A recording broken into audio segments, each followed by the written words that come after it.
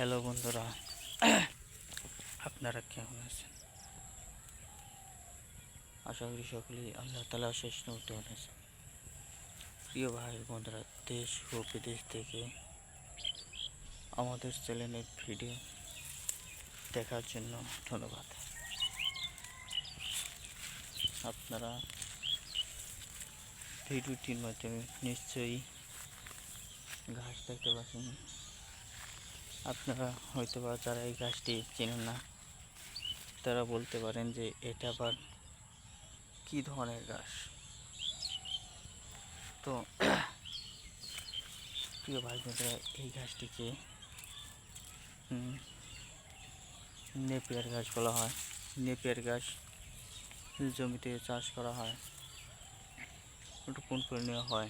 Napier ঘাসের একটা সুবিধা কি প্রিয় ভাই বন্ধুরা, এতে বারবার রোপণ করে নিতে হয় না।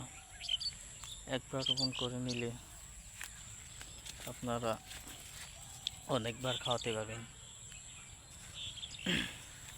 সেই হিসেবে যাদের